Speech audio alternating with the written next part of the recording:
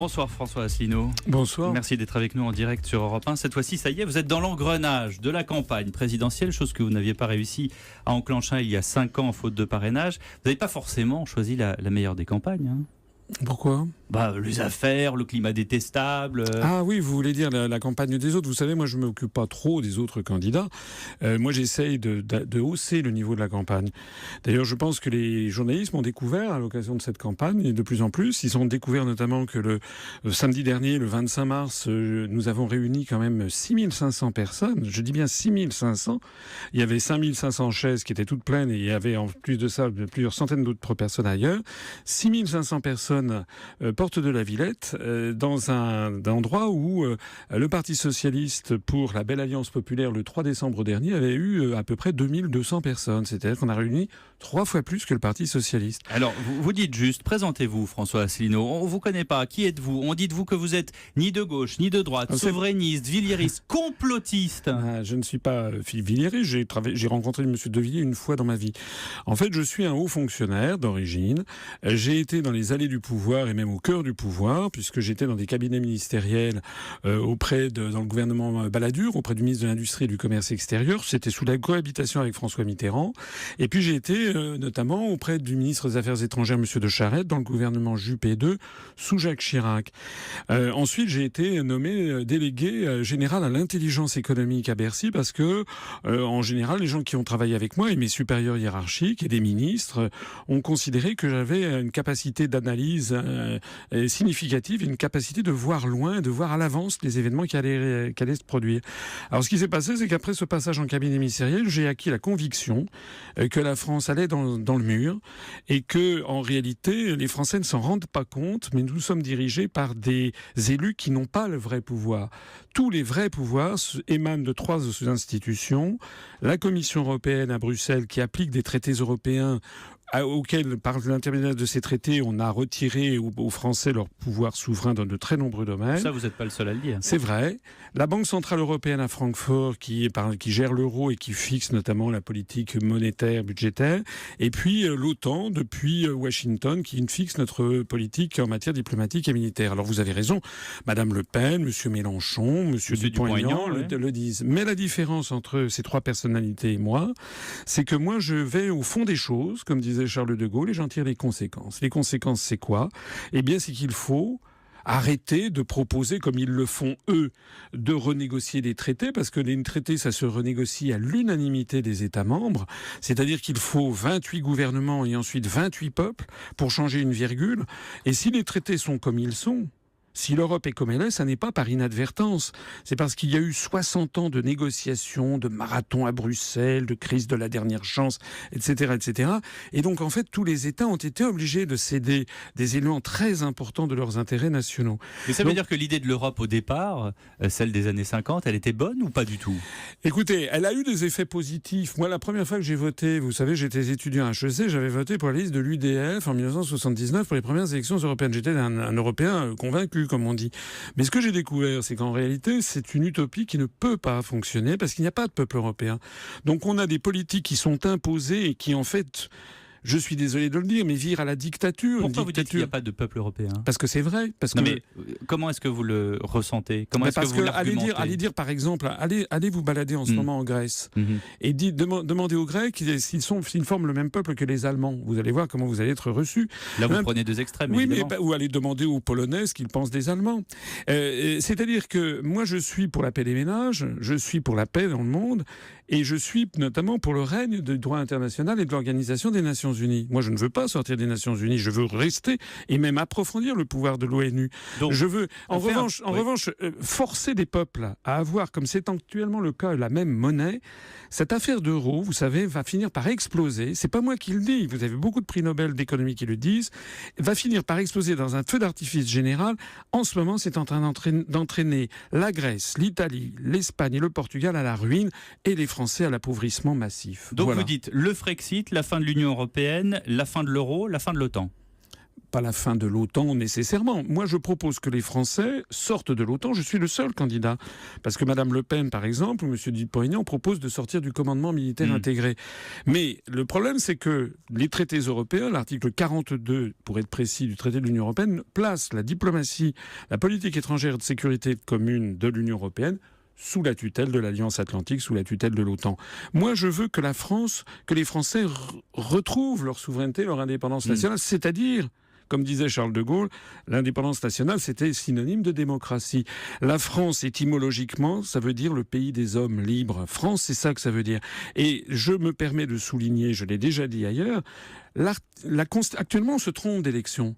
Actuellement, les débats, les responsables politiques font comme si nous étions pour les élections législatives qui vont arriver au mois de mai. Pourquoi vous dites ça ? Parce que les élections législatives, qui auront lieu en mai-juin, auront pour objectif d'avoir une majorité à l'Assemblée nationale, d'où sortira un gouvernement qui appliquera une politique en matière économique, sociale, de santé, d'éducation, etc. Enfin, il vaut mieux avoir un président qui puisse gouverner. Oui, mais attendez, le président de la République, il a d'autres pouvoirs que le Premier ministre. Nous ne sommes pas aux États-Unis. Aux États-Unis, il n'y a pas de Premier ministre. En France, il y a un président de la République qui a des pouvoirs spécifiques qui sont fixés par les articles 5 à 19 de la Constitution. Et l'article 5 est formel. Le président de la République doit être un arbitre. Il assure par son arbitrage le fonctionnement régulier des pouvoirs publics. Il est aussi la clé de voûte de la nation. Vous savez très bien pourquoi est-ce qu'on a renforcé les rôles du président. Attendez, et le président de la République, c'est l'article 5, qui est un article essentiel. Le président de la République est le garant de l'indépendance nationale, de l'intégrité du territoire et du respect des traités. Donc moi, je pose le problème là où il doit être posé. Ce qu'on demande au président de la République d'abord, c'est comment il va assurer l'indépendance nationale et l'intégrité du territoire, c'est-à-dire l'unité nationale. C'est ça les vrais sujets de l'élection présidentielle. Et donc c'est la raison pour laquelle j'insiste à ce point sur la nécessité de ne pas plus attendre maintenant, de sortir de l'Union européenne par l'article 50, comme le font les Britanniques. Mais je ne fais pas ça par ringardise, par nostalgie, je fais ça pour sauver notre pays. Actuellement, vous savez très bien que la France est en voie d'appauvrissement général. Notre patrimoine public et privé est vendu à l'encan. Les avantages de la sortie de l'Union européenne sont tout à fait considérables.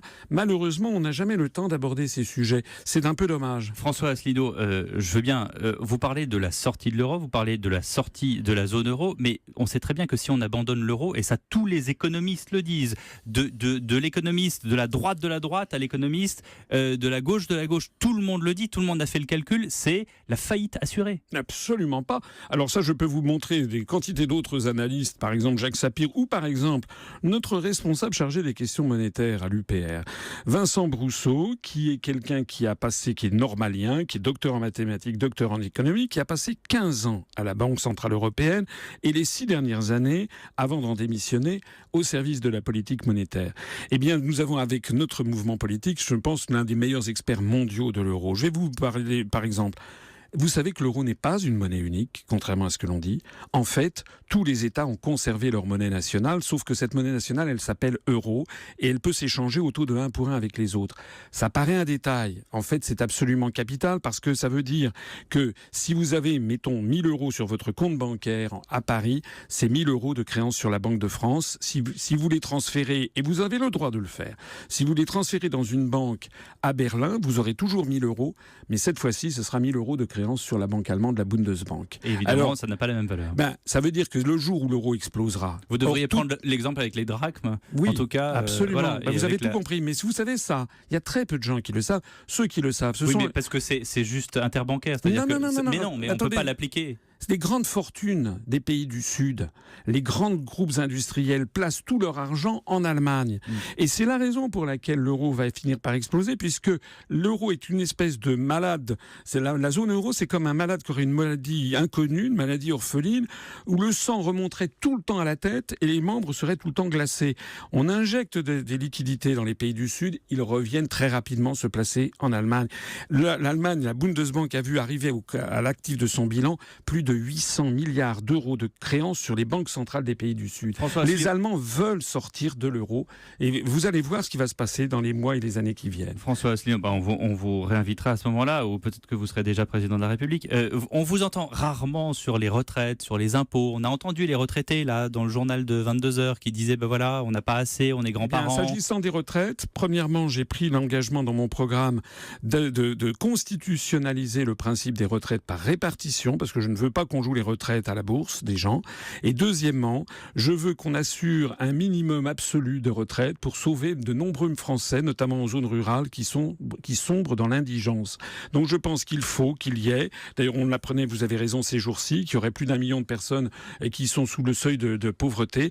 Moi je ne veux pas qu'il y ait des anciens, nous seniors, qui soient en dessous du seuil de pauvreté. Il faut qu'il y ait un minimum mensuel de retraite qui soit servi à tous les Français, quelle que soit la durée de cotisation, qui devrait être aux alentours de 900 à 1000 euros par mois. François Asselineau, pourquoi nationaliser EDF, GDF, La Poste, la SNCF, Engie, Orange, les autoroutes, l'AFP, TF1 ? Là, c'est plus Mitterrand, c'est Brejnev. Non, pas du tout. Il s'agit, le programme commun de la gauche allait beaucoup plus loin. Dans toute la liste que vous avez citée, la grande majorité sont encore nationalisées. EDF, GDF, etc. sont encore très largement nationalisées. La SNCF aussi, la Poste également. Quand on lit ça, on a l'impression que vous voulez les nationaliser à 100%. Non. Il s'agit de les garder dans le giron public. Et si je le dis, c'est parce que beaucoup de Français, et la majorité, je pense, en tout cas des Français, souhaitent conserver des grands services publics à la française, parce qu'ils estiment que l'État doit assurer la justice et l'égalité sociale entre les Français. Alors, c'est vrai que j'y ajoute TF1, parce que Pourquoi TF1 TF1 était une entreprise publique, vous savez, sous Mitterrand. Oui. Elle a été privatisée avec un cahier des charges culturelles qui n'a jamais été rempli. Et vous savez, il n'y a pas besoin de parler de Brejnev. Regardez les Royaumes-Unis ou le Japon. BBC One ou la NHK sont des sociétés, les premières chaînes de télévision. Il y a France Télévisions. Oui, mais moi, je ne veux pas nationaliser iTélé, CNews, BFM TV, etc. Mais TF1, c'est un cas très particulier parce que c'est la chaîne la plus regardée des Français. Je ne souhaite pas que TF1 soit possédée par des intérêts privés. Je veux faire de cette chaîne de télévision... Peut-être qu'elle sera plus aussi regardée le jour où elle sera plus oui, mais justement, moi, en train de diffuser les programmes qu'elle diffuse. Mais je voudrais faire de cette chaîne de télévision une chaîne de télévision interactive où les Français puissent choisir les programmes qu'ils veulent, également aussi les responsables politiques qu'ils voudraient voir, et puis aussi quel est un rôle culturel d'ouverture d'esprit sur l'ensemble des civilisations du monde et pas uniquement des séries américaines. Merci beaucoup François Asselineau d'avoir été en direct sur Europe 1. Merci à vous.